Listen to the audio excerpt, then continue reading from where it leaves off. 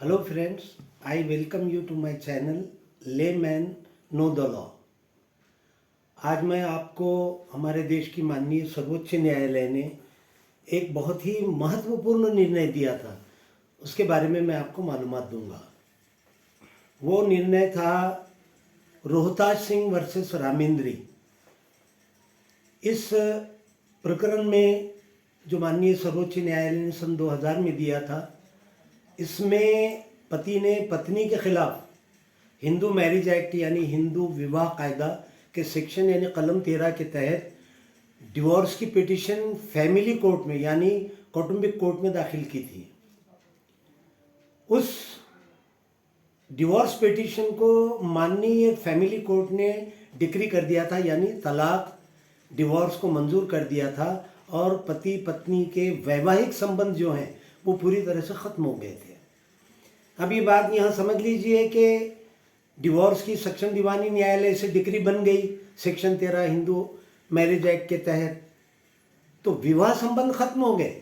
पति और पत्नी की जो एक दूसरे पर जवाबदारियाँ, जिम्मेदारियाँ यानी liabilities, obligations etcetera, all these things come to an end, वो तमाम खत्म हो जाती हैं। अब हुआ यूँ कि उस पत्नी ने डिवोर्स के बाद अपने एक्स हस्बैंड के खिलाफ खाउटी यानी मेंटेनेंस के लिए केस दाखिल किया।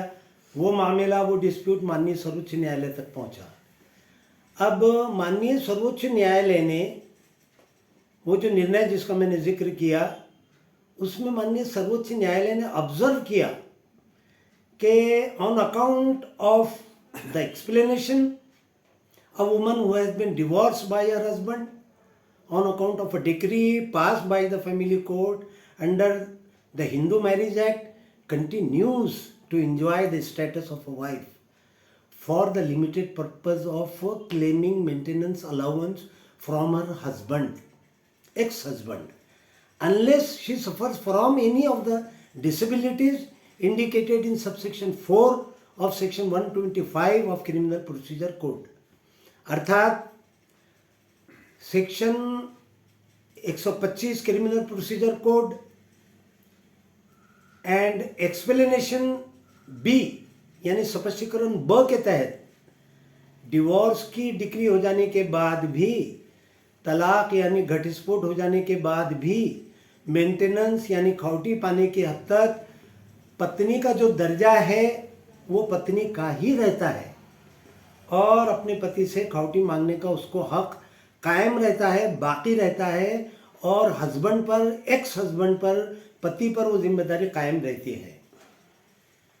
अब ये नहीं कहा जा सकता कि डिवोर्स हो चुका तो अब उसको किसी किस्म का भी कोई राइट नहीं रहा। यानी माननीय सर्वोच्च न्यायालय ने ये कहा कि एक मर्यादित खाउटी पाने के हक की हद तक उस महिला का दर्जा पत्नी का ही रहता है, even after divorce decree pass by the competent civil court, that is family court. अब ये बात यहाँ समझ में आ गई। अब ये निर्णय माननीय सर्वोच्च न्यायालय ने जो दिया था वो कोर्ट हुआ, देखिए AIR 2000 पेज नंबर 952 1954। अब ये जो मेंटेनेंस अलाउंस मंजूर हो गया, तो ये मेंटेनेंस की जगह पर, रकम की जगह पर पत्नी के हित में कोई प्रॉपर्टी भी की जा सकती है। उसके लिए एक टर्म है लॉ का कि in lieu of maintenance property can also be given to the wife. धन्यवाद, मुझे सुनने के लिए मैं आपका शुक्रगुजार हूँ।